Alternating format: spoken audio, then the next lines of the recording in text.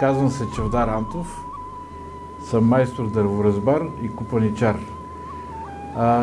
Ще почна по-далече. Копаничарството по принцип е отделен занаят в България. Да речем, ще ви дадем пример с Македония. Държавата Македония, знаете, е до нас. Там копаничарството означава дърворазбари. Всъщност основата на дърворазбата занаята е копаничарството. Тази работилница, в която се намирате, е направена с тази цел да се възпита в малото поколение Демек такива деца като вас, малко по-голями.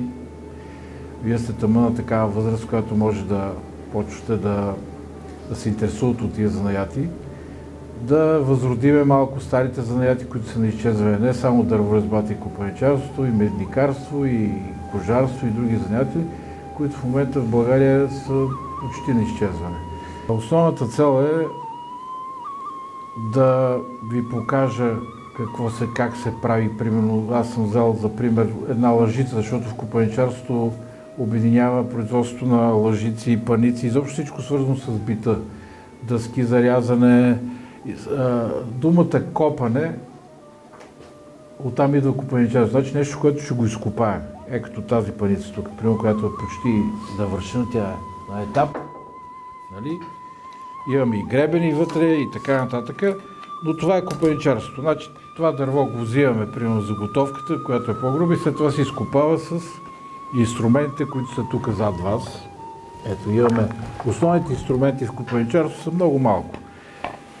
Това са, речем, два вида озимала, се казва. Изземала или озимала. Смисъл, че взимаме с тях нож, брадва, която имаме на тезгяха и трион. С триона отрязваме дървото в гората, да речеме грубо казано, с брадвата го отдялваме в каквато форма искаме и с тия ножове го изкопаваме. Това е грубото обяснение на целия занаят. По принцип дървесината за този занаят е хубаво да е влажна, да не е суха, защото като е суха, това озимало не може изобщо да се работи с него, макар че всички си мислят, че дървесина трябва да е суха.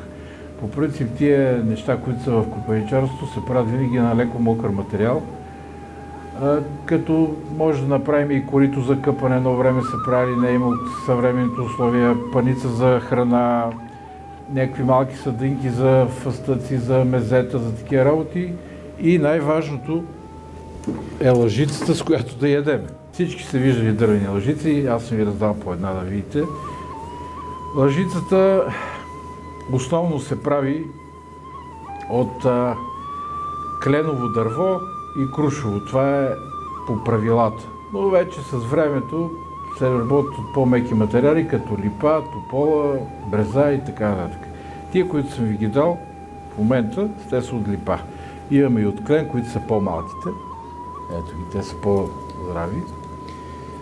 Сега, лъжиците, колкото и обикновени да стоят, се ги казва, какво толкова една лъжица? Да, ама лъжици са много видове. Има лъжици за хранене, тази лъжица да кусаш чорбата, има лъжици за готвене, има лъжици, отделно пък тия за готвене, които са, те се делят на още два вида, примерно. В едните са едните да бъркаме боба, а с другите да мешаме кашата. Като мешаш каша и правиш каша, трябва да е плоско долу, за да брашното да го триеш и да го разтриваш. Така че лъжицата не е толкова проста, колкото изглежда. След това самата лъжица трябва да е структурирана добре, смисъл да е направена, формата да е удобна. За да мога да кусаш с една лъжица чорбата, тя не трябва да е много дълбока. На всеки му се иска да му е дълбока лъжица, да гребне повече, но ако си я сложиш в устата, ще ти изтече течността. Смисъл не мога да я захапеш хубаво. Трябва да е много дълбока.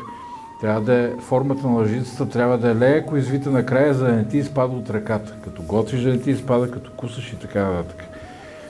Това са основните правила при производството на тия лъжици.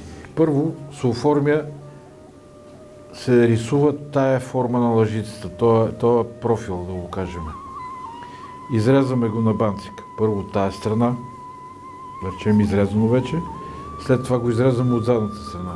И остава всъщност тая част, средната. След това рисуваме и махаме тия двете части, които са, те отпадат също. Аз съм ги оставя, за да видите. Като изрежеме всичко, остава тая форма. Значи това е отпадък, да. Това е заготовката за лъжицата. Направил съм кръг, тук плоска, за да може да се фане на тезгяха. Защото по принцип всички държат в ръка и режат, но ти можеш на този тезгях да я захванеш. Първо се прави, как да го кажа, то си има дума в мен, не мога да ми дойде, това нещо, което всъщност е издялното. Това е първото нещо. И след това по тая форма, която се е направил, оформиш цялата лъжица.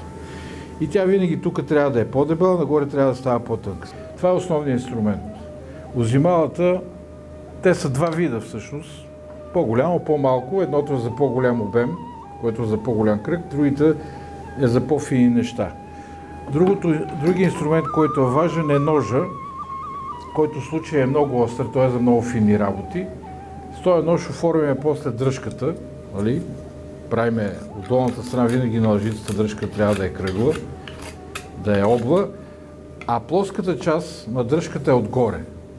Това се прави с цел, първо, за да може, ето както е тая готова, като ги погледнете вашето, отдолу винаги е заоблена, а отгоре идеята е, че всеки един майстор си оставил някакъв нишан. Нишан означава някакъв знак, в смисъл украсата. Украсата на всеки майстор е различна.